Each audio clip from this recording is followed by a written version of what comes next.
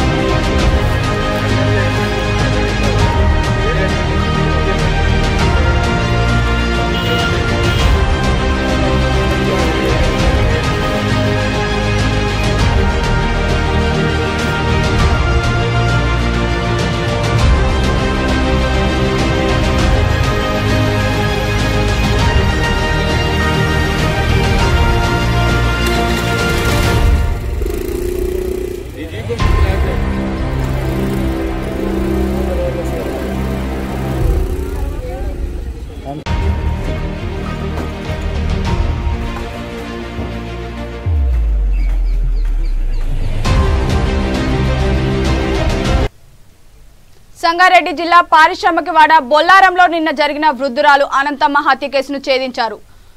బంగారం డబ్బు కోసం పని మనిషి హత్య చేసిందని సీసీటీవీ ఫుటేజ్ ద్వారా తేల్చిన పోలీసులు నిందితురాలిని రిమాండ్కు తరలించారు. మీడియా సమావేశంలో పటాన్చెరు డీఎస్పీ భీమ్ రెడ్డి వివరిస్తూ గత కొన్ని రోజులుగా ఇంట్లో పని మనిషి చేరిన స్వరూప ఇంట్లో డబ్బులను చూసి వృద్ధురాలు ఒక్కటే ఉండడంతో ఆమె గొంతు నులిమి తర్వాత కారం పొడి చల్లి ఆమెపై ఉన్న సుమారు 20 తులాల బంగారంతో పాటు 6,22,4,400 రూపాయల నగదుతో ఉడాయించింది. హత్య జరగగానే విషయం తెలుసుకున్న స్థానిక సీఐ ప్రశాంత్ అనుమానంతో పని మనిషి స్వరూపను అదుపులోకి తీసుకుని విచారించగా నేరం ఒప్పుకుంది. ఆమె వద్ద నుండి బంగారు ఆభరణాలు డబ్బు స్వాధీనం చేసుకున్నామని వెల్లడించారు.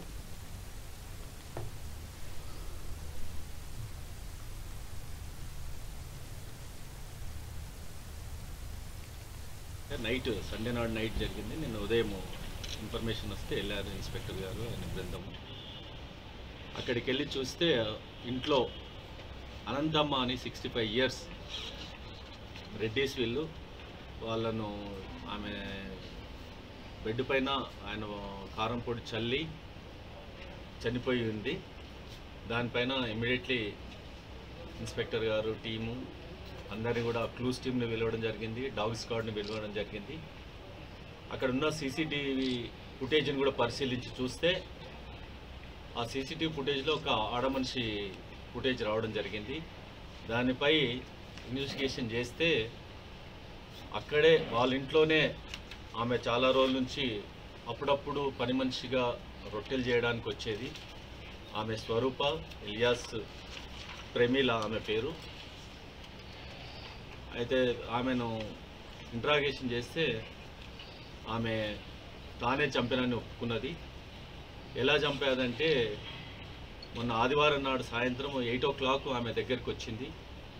ఆమెకు వేసుకున్న పథకం ప్రకారం ఆమె ఇంట్లోకి వచ్చి ఆమెతో పాటు అన్నం తిని ఆమెతో పాటు పండుకున్నాక ఆ రుద్రాలు నిద్రలో జారుకున్నాక ఈమె వేసుకున్న పథకం ప్రకారము ఆమె ఒక టవాలు తీసుకొని స్ట్రాంగ్లేషన్ చేసి స్మాదరింగ్ అంటే ఊపిరి ఆడకుండా చేసి చంపేసి ఆమె పైనున్న బంగారు నగలు మరి ఇంట్లో ఉన్న వస్తువులు అంటే total 18 tolas gold and 6 lakhs change amount కూడా తీసుకొని పోవడం జరిగింది.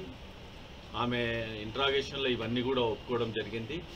క్యాష్ కూడా గోల్డ్ అండ్ క్యాష్ మొత్తం కూడా ఇంటాక్ట్ రికవర్ చేయడం జరిగింది.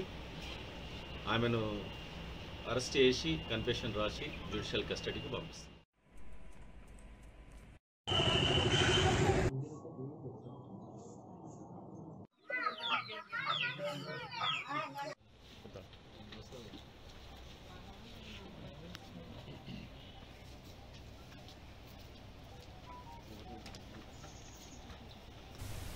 ఐడియా బొల్లారం పిఎస్ లిమిట్స్లోనూ పటంచేరు సబ్ డివిజన్లోనూ సంగారెడ్డి డిస్టిక్లో ఒక కేసు రిజిస్టర్ కావడం జరిగింది.